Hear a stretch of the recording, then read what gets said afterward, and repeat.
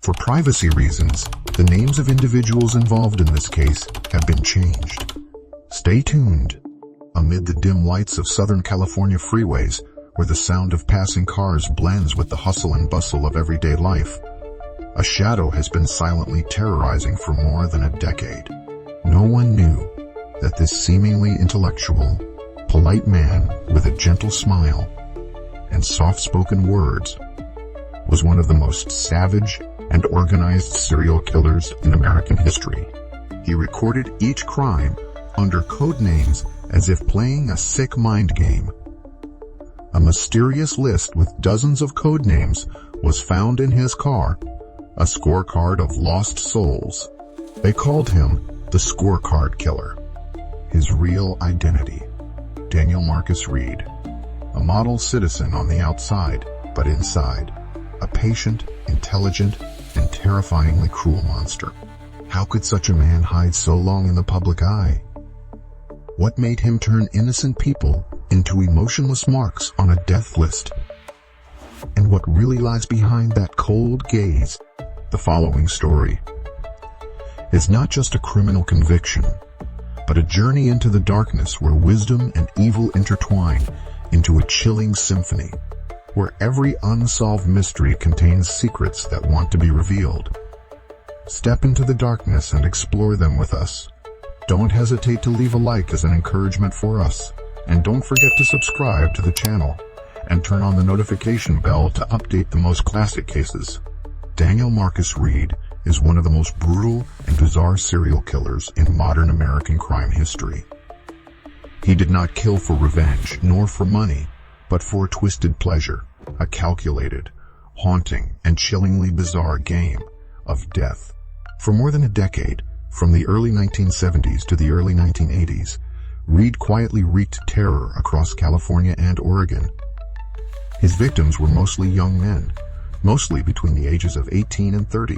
They were Marines, Air Force soldiers, college students, or even just lone hitchhikers on the highway. Most were healthy people who trusted the kindness of strangers until they met Reed. Reed's method of killing was unlike other insane killers. He did not act impulsively. On the contrary, every action was carefully planned and precisely calculated. He lured his victims with attractive invitations: a ride, a beer, a party, sometimes even the simple promise of a place to sleep for the night. Once the victim was off guard, he would drug them with alcohol mixed with barbiturates, Valium, or other powerful sedatives. After the victim lost consciousness, Reed would begin to torture and sexually assault them, often using painful and cruel methods. Some victims were strangled with rope, others were stabbed dozens of times, and some had their genitals cut off and left on the side of the road or left exposed on desolate hillsides. Some victims had objects stuffed into their bodies while they were still alive, demonstrating the killer's sick obsession and absolute control. What made the case so gruesome and famous was the strange list that police found when they arrested Reed in 1983. The handwritten note contained about 67 entries, each line containing a short, mysterious phrase such as Edmond, Marine Carson, Portland, Denver, Golden Sales, etc. Investigators believe that this is the scoreboard, a list of victims that Reed murdered, each person coded with a nickname, symbol, or related location. Strangely, despite dozens of bodies found matching the details on the scoreboard, Reed always denied his guilt. Throughout the trial, he maintained an eerie calm, as if observing a game that he himself had directed from the beginning. In total, Reed was charged with 16 murders and sentenced to death in 1989. However, many investigators believe the actual number could be as high as 67 victims or more, making him one of America's most dangerous and mysterious serial killers. Daniel Marcus Reed was born on March 19, 1945, in Long Beach, California, into a middle-class family with 4 siblings. The youngest son in the family, Reed grew up under the strict guidance of his father, a disciplinarian, cold, and unapproachable, while his mother was a homemaker, loving her children but completely passive in the face of her husband's influence. From a young age, Reed showed that he was a different child. He was quiet, often withdrawn, but but possessed outstanding intelligence. Teachers described Reed as a student with strong logical thinking, eagerness to learn, and sharp problem-solving skills. He always achieved high academic results, especially in mathematics, languages, and social sciences.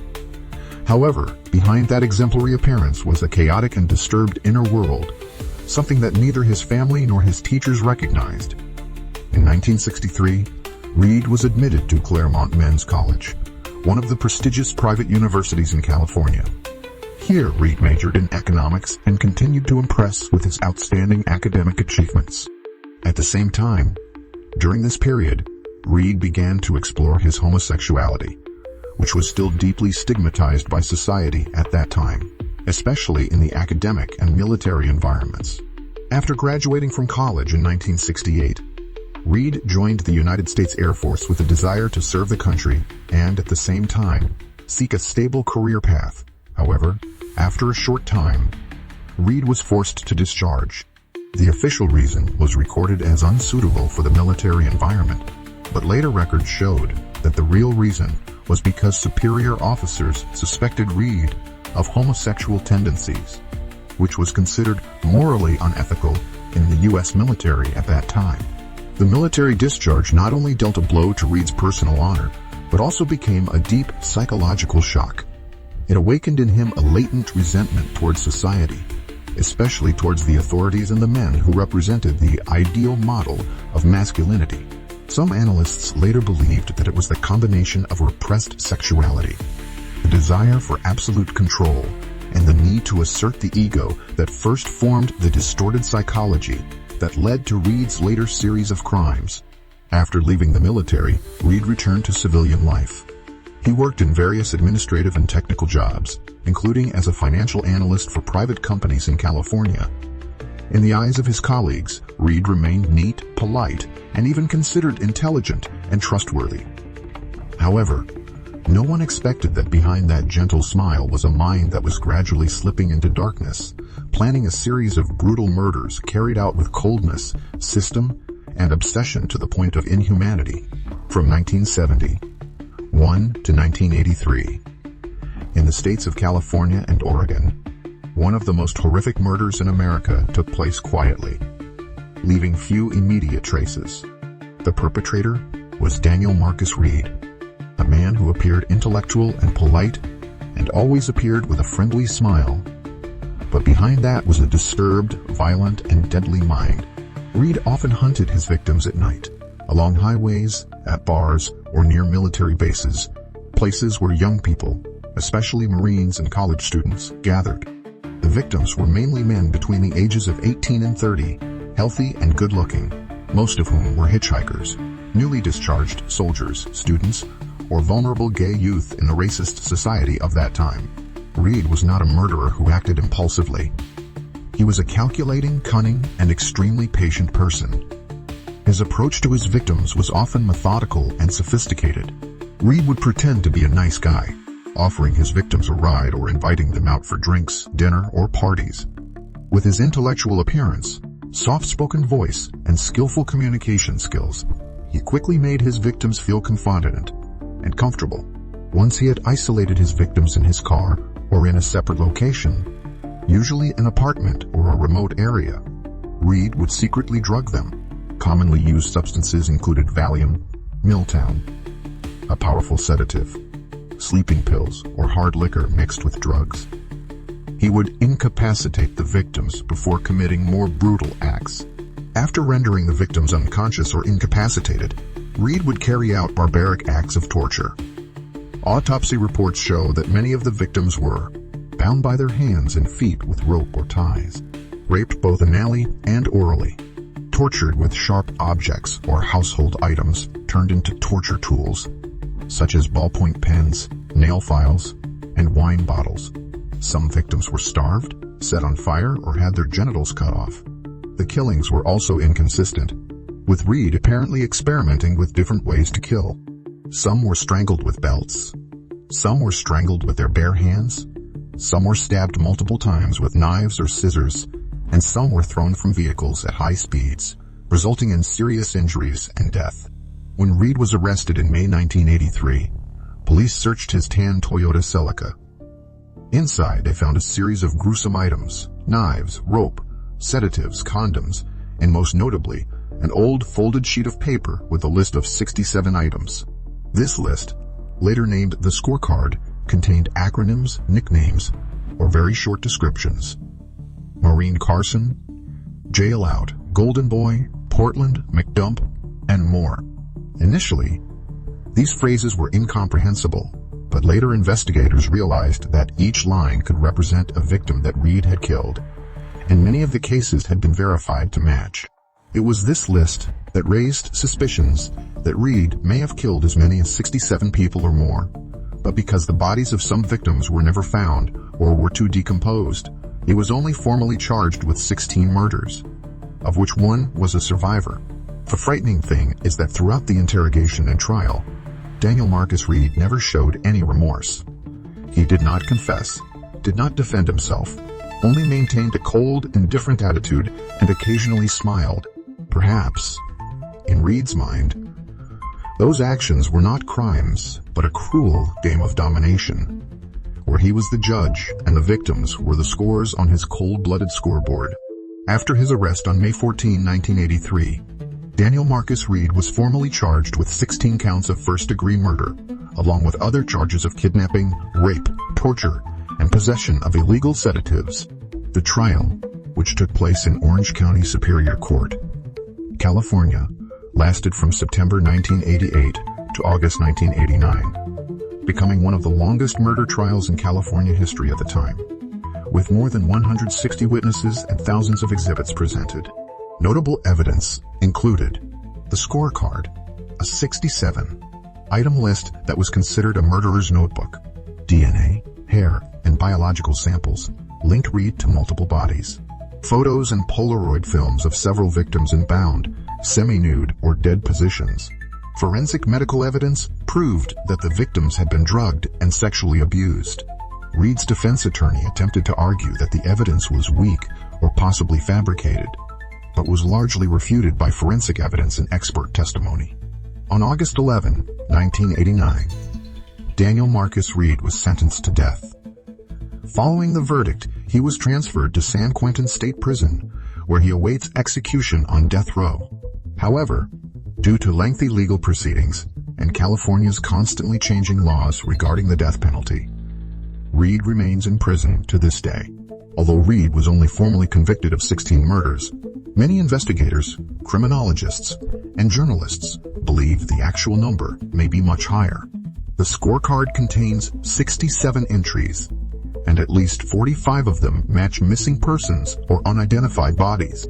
However, due to the more than decade-long timeline of the murders, combined with natural decomposition and the lack of DNA data in the 1970s, many of the bodies cannot be directly linked to Reed. The Orange County Sheriff's Department's chief investigator, who worked closely on the case, once stated, "We believe Reed killed more people than any conviction would indicate. Some of the victims may never be found." From the perspective of criminologists, Daniel Marcus Reed is classified as an organized serial killer, characterized by high IQ and planned behavior. Reed is considered to have superior intelligence, carefulness, and calculation. He knows how to approach the victim without arousing suspicion, process the scene to erase traces, and often move the body to another place to confuse the investigation. Deviant sexual motivation combined with desire for power. More than just rape or murder, Reed's actions are of absolute domination. Tying up, torturing, taking pictures, and recording on the scoreboard all show that he considers the victim as his property. As a personal trophy, lack of empathy, and cold, inhumane attitude. Throughout the trial and detention, Reed never expressed remorse, nor did he cooperate with the police. This is a typical sign of antisocial personality disorder, also known as personality psychosis. Daniel Marcus Reed was one of 3 notorious serial killers operating in Southern California during the same period, alongside William Bonin and Patrick Kearney, whose names are no less gruesome. However, Reed stood out for his meticulousness, organization, and terrifying coldness in every step he took. He not only killed, but also stored, classified, and scored each victim as if he were playing a sick game, leaving behind a death scoreboard of dozens of lines of code, each line representing a person, a life that had been taken. Criminal psychology profiles show that Reed had a tendency to be absolutely controlling, highly manipulative, and almost indifferent to the pain of others. He did not kill out of impulse or instant anger, but as part of a premeditated plan, a series of behaviors that were maintained regularly for more than a decade. His superior intelligence, combined with his deeply distorted psychology, turned Reed into an uncontrollable ghost, leaving investigators lost for a long time. Unlike Bonine, who was openly violent and cruel, or Carney, who killed to avoid rejection, Reed embodied a type of purposeful murder, leaving few clues, not acting out of anger, but for a private, dark, and perverted purpose. The scorecard, that name, is not just a nickname given to him by the press, but a symbol of a cold truth. Evil sometimes does not scream or smash, but whispers, gently, strategically. It is worth noting that despite being sentenced to death in 1989, Reed is still alive today, awaiting execution in California's high-security prisons. Every day that passes, dozens of families still do not know where their sons are on that death scoreboard and whether they will ever find answers. The Reed case not only raises questions about justice, but also makes psychologists, criminologists, and sociologists wonder how many other Daniel Reeds are quietly hiding behind polite smiles, in clean cars, in the dark corners of a seemingly safe city. Thank you for joining us today. If you enjoyed this story and want to dive deeper into more intriguing mysteries, be sure to subscribe and hit the notification bell so you never miss an update.